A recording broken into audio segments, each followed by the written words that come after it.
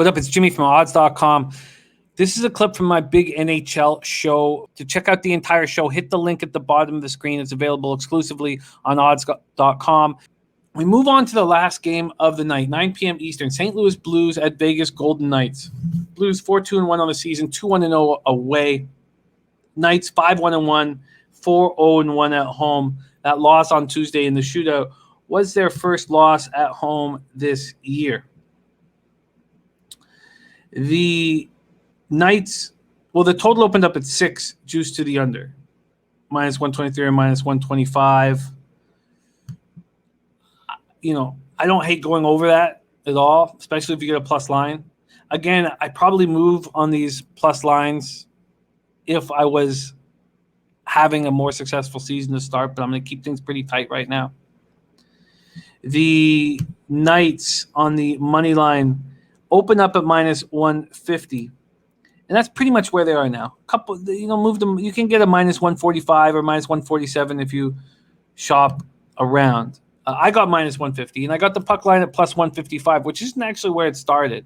It opened at my book at minus 150 and plus 150. After about an hour or so, the plus 155 jumped up, and I took it. So my minus one on the Vegas Knights is at plus 102. We're at T-Mobile Arena in Vegas, Nevada. Binnington, I expect to be in goal, 4-1-1, 2.74 goals against average, 913 save percentage. And Lehner, I expect to be in net for the Knights, 2-1-1, 2.94 goals against average, 885 save percentage. He hasn't been very good this year.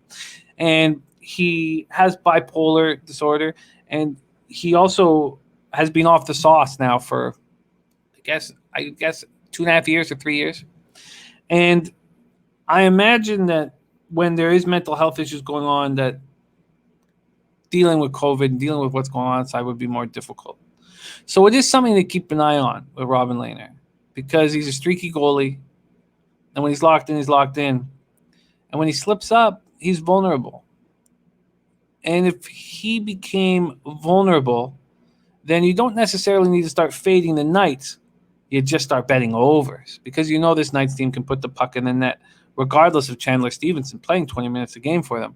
Guy who scored like 23 goals in 236 games, I believe that. I don't have it in front of me, but something like that. I know he scored 23 goals in his career, and he's playing 20 minutes a game. He's even playing power play time, which I find strange. I mean, they traded him they got him in 2017 for a 5th-round draft pick from the Capitals.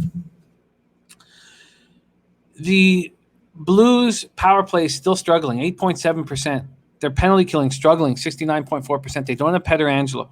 The Knights power play has been struggling, 11.5%. That's not going to continue. And their penalty killing is always good at 84%. We'll start with the Blues. They're coming off 5-4 shootout victory over these Knights on Tuesday night. They did that despite being outshot 46-25. I simply do not see them pulling off that again. Getting outshot almost 2-1 and getting a W. Kyrou is playing excellent. He's created a situation where 2017 first-round draft pick Robert Thomas, the disappointment that Thomas has delivered and continues to deliver is not that it doesn't hurt them that much, because Kyrou stepped up in an enormous way. They're having trouble keeping the puck out of their cage, and you don't blame that on Binnington. Blame that on their defense and trying to move forward without Pietrangelo, because they used to have Parayko and Pietrangelo, and that was nice. To have those two guys on the ice at all times was a luxury. Now they wanted to move in a different direction with Torrey Krug, and we'll see how that plays out.